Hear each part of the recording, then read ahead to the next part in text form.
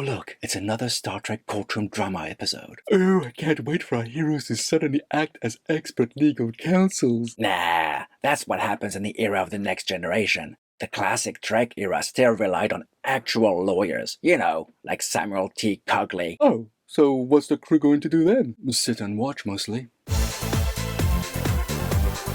Hey, Commander Fennec here, and the fate of our favorite Illyrian, Una, which was left hanging at the end of last season, finally comes to the fore. And we have Strange New World's first legal case. So they're not traveling to a strange new world once again. Well, Pac does at the start, wearing a mask and all, so there's that. This episode has to do with some legal shenanigans, as we expected, which is fine.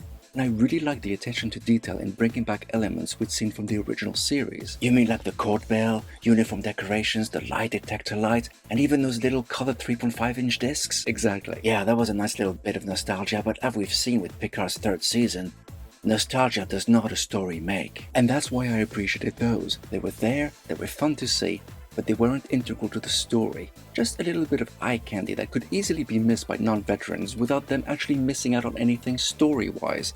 And as for the story, it was all about how Una is going to get away with it, since she's obviously not leaving the show. Star Trek does these kind of courtroom dramas really well. Actually, those from the TNG era have been truly memorable, but I think that's where this episode falters. What do you mean? TNG always found a way to drag our main characters into the legal fray, getting them to fight the case and giving us, the viewer, a kind of personal stake in the outcome. But here, for the vast majority of the time, our heroes just did the same thing we were doing. Sitting, watching the proceedings on a view screen. Come on! Pike went to find Mira, the lawyer. Alon pursued a potential conspiracy, and the opposing counsel explained to Pike why it was best for him to stay out of it to protect himself and his crew. True, but to be fair, that felt like padding. Heck, Lan's conspiracy went nowhere, and Pike's potential implication even reappeared before the end, creating great tension, only to fizzle out as quickly as it was brought up. Sorry, Mouse, but for most of the time, our main characters just twiddle their thumbs. That's not riveting TV. What about Una? Her story will touch anyone who has been victimized and attacked. That part was exceedingly well done. It was a good, heartfelt, touching story. But even that was twisted and held against her. Indeed. And this led to my least favorite part of any story. The Deus Ex Machina, or in this case, the legal point Ex Machina. Yeah, that was disappointing, because if you think about it, that law should have been raised way before the case went to trial, sorting the matter out more efficiently, which led to another annoying aspect of the proceedings. It's when Una took the stand. The editing and the looks between Una and Mira show that this was an unexpected decision, which was even confirmed at the end. But that is not how legal proceedings go. You can't leave anything to chance like that, especially when facing 20 years in prison. In any real legal situation, Una and her lawyer would have discussed every step of the plan beforehand. This making it up as you go along stunt didn't work for me. For me, it was also the small scale of the proceedings. Take The Measure of a Man. Picard helped set a precedent, ensuring rights for all sentient artificial life forms going forwards. Devil's Due, the fate of an entire planet rested on Picard's hands.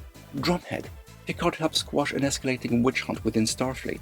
All these confined stories had far-reaching implications, and, in fact, the start of this episode made it sound as if the implication would be just as far-reaching this time. Exactly. Yet Una, and only Una, was saved on what was essentially a technicality. While they couldn't alter laws that would affect future stories that we've actually already seen, the dangers of making a prequel series. But putting that aside, you can't deny there were some great speeches. Oh, agreed. Una describing her life growing up was very powerful. And Mira absolutely stole the show. Great character, very well acted, fantastic presence. Yet for me, that's the problem. It's like the TNG episode Too Short a Season, which was all about Admiral Mark Jameson, with our heroes just being on the periphery. That shifting of the focus didn't work then, and it doesn't work now. Put it this way, we didn't come to see a guest star save the day. We came to see Pike and his crew save the day. Heck, even the TOS court-martial, which also had a lawyer defending Kirk, the aforementioned Samuel T. Cogley, the very same. He even did the obligatory impassioned speeches, and yet those who actually saved the day were Spock, McCoy, and Kirk. The very people that we sat in front of the screen to see do stuff. Hence my disappointment. And so, with all that in mind, I'm awarding Ad Astra per Aspera 2 paws. But tell me, what did you think of this episode? Share your thoughts in the comments. Live long, and may the Force be with you.